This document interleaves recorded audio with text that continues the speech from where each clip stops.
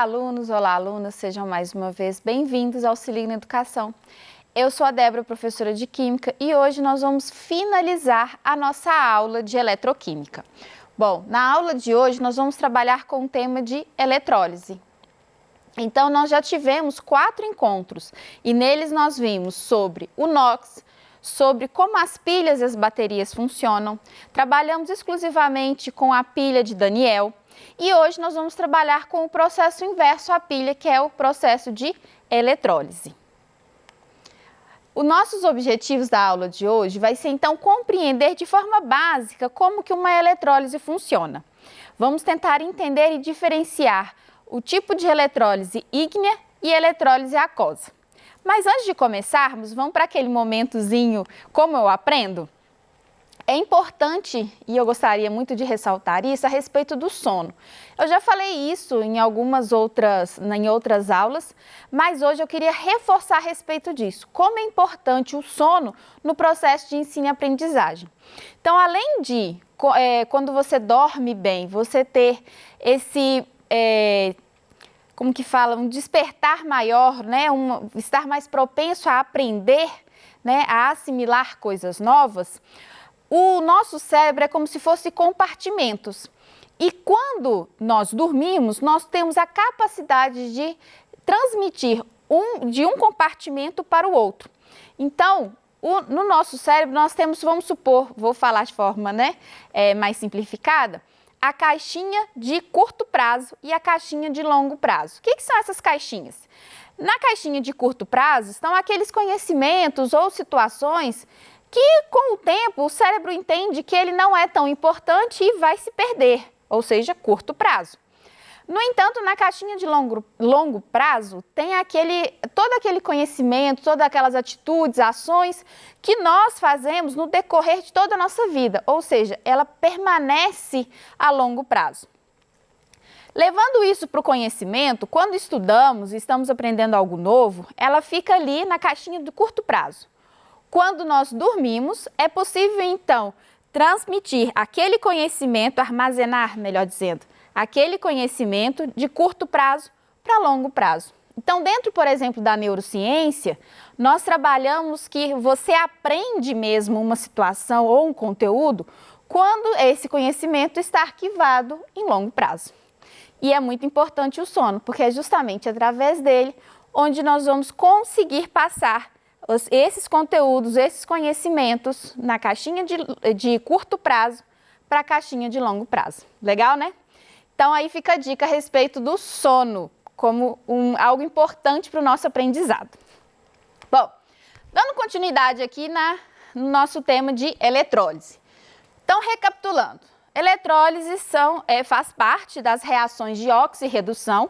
Então, são reações onde acontece tanto o fenômeno de oxidação quanto o fenômeno de redução. E nós temos aí 2 tipos, de reações de oxirredução, aquelas que são espontâneas e aquelas que são forçadas a acontecer, aquelas que não são espontâneas. Para a gente poder fazer uma diferenciação de um para o outro, de forma mais simplificada, nós temos espontâneo a pilha, não espontâneo a eletrólise. O DDP, a diferença de potencial da pilha, é sempre positivo, porque eu estou fornecendo energia. A minha reação está fornecendo energia. No entanto, no não espontâneo, na eletrólise, como nós vamos ver, nós vamos fornecer energia para que essa reação aconteça. Então, é importante você perceber que o DDP dela vai dar negativo. Então, se você está fazendo um cálculo de DDP de uma reação e ela der negativo, quer dizer que aquela reação não acontece de forma espontânea na natureza. Você precisa fornecer energia para ela acontecer, ok? Vamos lá. O que é eletrólise, afinal de contas? Então, a eletrólise é um processo não espontâneo de descarga de íons, no qual, à custa de energia elétrica, o cátion recebe elétrons e o ânion doa elétrons, para que ambos fiquem com a energia química acumulada. Então, olha só. Lembra que cátion e ânion, cátion, quando eu perco elétron, e ânion, quando eu ganho elétron. Então, esses elementos, eles já têm uma capacidade de doar e receber elétrons. Só que vocês vão ver de uma forma mais simplificada na eletrólise que nós vamos fazer o sentido inverso a essa capacidade que o elemento tem. Vamos lá. Outra coisa importante que nós não trabalhamos na pilha é os tipos de eletrodo. Na pilha nós trabalhamos eletrodos de zinco, eletrodos de cobre, então nós tínhamos o eletrodo que era consumido e um eletrodo onde era depositada uma massa sobre ele. Aqui, na verdade, tanto no processo de pilha quanto no processo de eletrólise, nós temos dois tipos de eletrodos, aqueles que participam da reação e aqueles que não participam da reação. Os eletrodos inertes são aqueles que não participam da reação. Neles, o que vai acontecer? Vai simplesmente passar a corrente elétrica. Agora, quando nós temos eletrodos ativos, são eletrodos onde eu tenho sim a participação ali com a reação química. Exemplo, na pilha, quando nós estávamos falando sobre o eletrodo de zinco e ele era corroído, liberando zinco 2+. Então, observe que ele era ativo na reação, enquanto que um eletrodo inerte, ele não seria corroído, ok? E aí, mais uma questão. Na célula de eletroquímica, existem dois tipos de formação de íons. Então, nós precisamos que haja essa diferença, né, de carga, ou seja, cargas positivas e negativas. Mas como formar essas cargas? Nós temos dois jeitos. Um, pela fusão e o outro pela dissociação ou ionização em água. Então, vamos por partes. O que seria, então, uma fusão? Quando eu tenho compostos iônicos, como, por exemplo, cloreto de sódio, quando eu aqueço ele a altas temperaturas, eu consigo transformar ele de sólido para o líquido. Como se trata de um composto iônico, a passagem do sólido para o líquido representa a quebra das ligações entre esses cátions e ânions. Logo, vai ter cargas positivas e cargas negativas. E a dissociação ou ionização em água é mais comum, né? É como se eu pegasse o NaCl e colocasse isso em água. Então, quando eu coloco ele em água, ele passa, então, pelo processo de solvatação da água. A água captura esses íons e aí nós temos cargas positivas e cargas negativas. Nós vou explicar direitinho cada uma delas, mas antes eu quero passar de uma forma simplificada o que acontece no processo de eletrólise e o que tem de diferente do processo da pilha. Vamos lá? Então, olha só. Aqui eu tenho uma célula eletroquímica. Diferente da outra que nós vimos de Daniel, que nós tínhamos duas cubas separadas, aqui nós vamos ter apenas uma. Os eletrodos aqui, eles já estão ligados a uma fonte de energia. E esses eletrodos inicialmente são inertes, vamos trabalhar com eles inertes. Então, o que acontece? No polo positivo da minha fonte de energia, eu já determino como polo positivo. E o polo negativo também é determinado pela minha fonte de energia, diferentemente da pilha. Por quê? Na pilha, isso dependia do fluxo de elétrons. Se o elétron estava saindo ou se o elétron estava chegando naquele eletrodo. Então, aqui não precisa. Como ele fornece energia suficiente para que aconteça essa reação, esse polo já determina o polo positivo e o polo negativo. Então, aqui na solução, nós temos os cátions e os ânions. Esses cátions e ânions podem ser formados tanto pelo aquecimento quanto por dissolver em água. Se for tanto por um quanto para o outro, eu terei tanto carga positiva quanto carga negativa. A diferença é que quando eu aqueço, né, é necessário o aquecimento, o que vai acontecer? Essa célula precisa ser resistente ao calor. Eu preciso ter uma célula que ela aquecida, ela consegue permanecer intacta, ou seja, ela não vai se quebrar ou se romper, ok? Então, o polo negativo vai atrair quem? Os cátions. Polo negativo atrai as cargas positivas. E o polo positivo vai atrair as cargas negativas. O que vai acontecer? Esses elementos carregados com carga negativa vão perder esse elétron em excesso. Perdendo esse elemento, então, ele vai se transformar o quê? Ou num gás, ou até mesmo, né, dependendo do que estiver aqui, num sólido. E aqui, o que vai acontecer? Os elétrons vão chegar nesse eletrodo e serão inseridos no cátion, ou seja, eles serão inseridos no meu metal, ok? Então, basicamente, a eletrólise é isso. Eu tenho uma célula, eu tenho uma fonte de energia e tenho dois eletrodos, um positivo e um negativo. Positivo atrai as cargas negativas, negativo atrai as cargas positivas. A carga negativa, ela vai ser arrancada. A carga positiva, ela vai ser anulada acrescentando ali elétrons, ok? Tá. Bom, então nós vimos que existem dois tipos de formas de eletrólise, né? Então nós chamamos de ígnea aquela com a formação por fusão. Então, quando eu preciso aquecer um composto iônico, nós chamamos isso de eletrólise ígnea.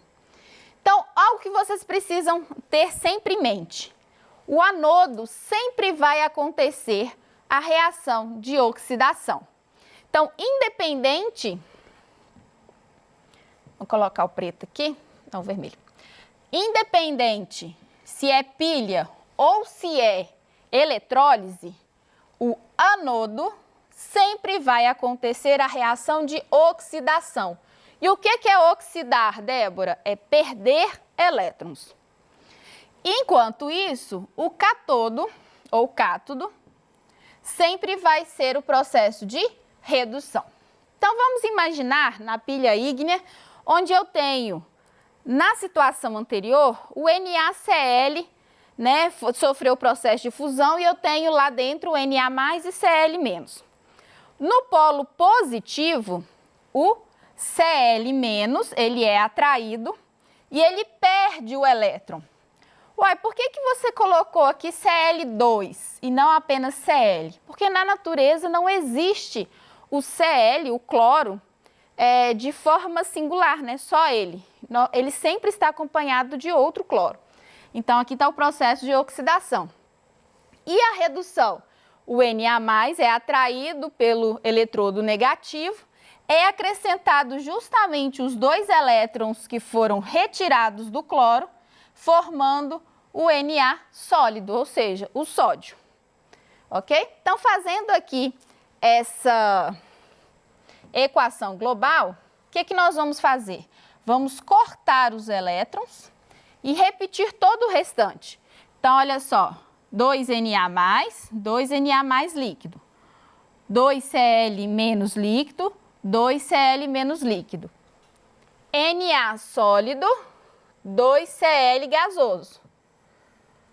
Isso daqui é a mesma coisa de fazer isso aqui, ó, gente, no reagente. 2 NaCl líquido, tá? Então, aqui nós temos a equação global. Então, aquele processo de eletrólise é para a obtenção do sódio metálico e o cloro gasoso, ok? Então, olha só, no anodo sempre acontece a oxidação e sempre vai ser no polo positivo, diferente da pilha. A pilha, o polo positivo, é o cátodo ou cátodo. Então, na pilha, o cátodo é o polo positivo. Aqui na eletrólise, ele é o polo negativo, ok? Porque nele tem que acontecer o processo de redução, de ganho de elétrons. Bom, na eletrólise aquosa agora, nós temos então o processo de dissociação. Vamos continuar trabalhando com o cloreto de sódio. Então, o que vai acontecer? Eu vou colocar NaCl em água. Eu não preciso mais aquecê-lo. Logo, a temperatura não precisa ser elevada, a célula eletrolítica não precisa ser uma célula resistente ao calor. Só que agora vai acontecer o seguinte, vai haver uma competição, tanto de cátions quanto de ânions. Olha só para você ver.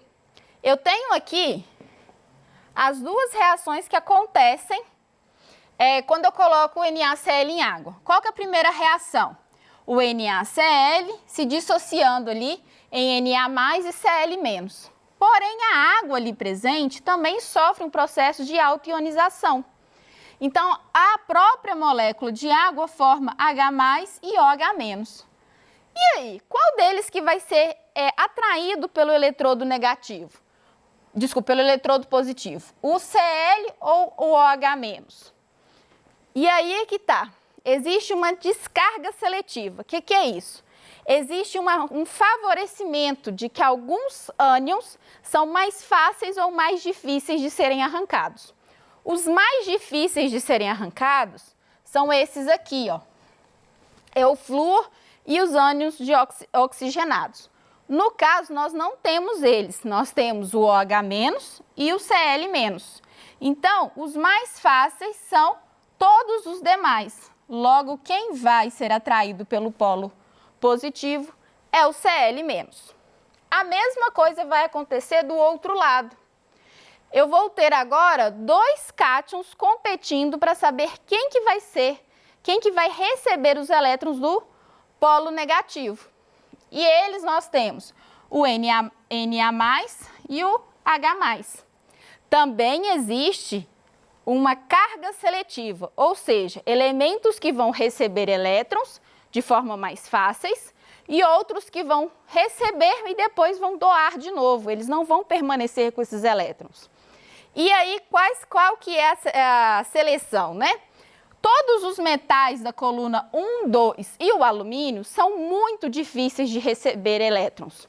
Logo, quem que vai ser atraído aqui pelo polo negativo e receber os elétrons? Vai ser o H+, ok? Então, como que fica essa equação geral? Então, a equação geral vai ficar desse jeito. Eu tenho aqui as 4 reações que acontecem. Eu tenho a reação do a dissociação do NaCl, a autoionização da água, o processo que está acontecendo no anodo, que é a perda do elétron, do Cl2, e o cátodo, onde está recebendo elétron, que é o H+, está formando agora o H2, ok?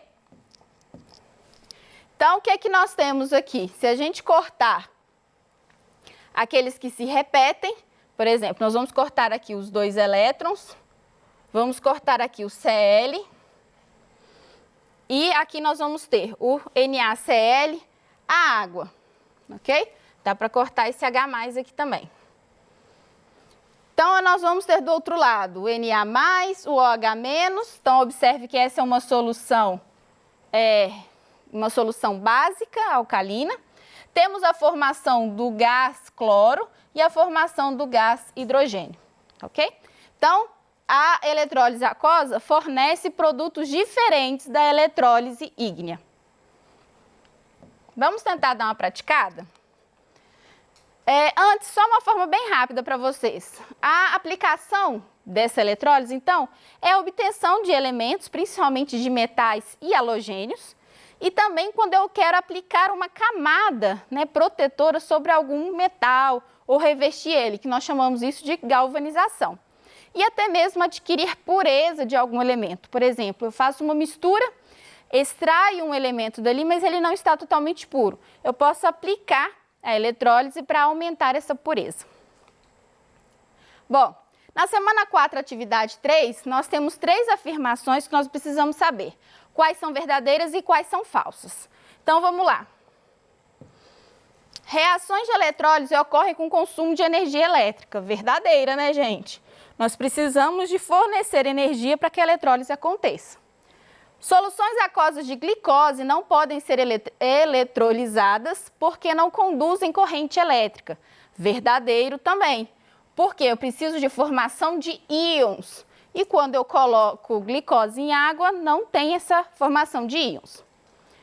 Nas eletrólises de soluções salinas, os cátions metálicos sofrem oxidação.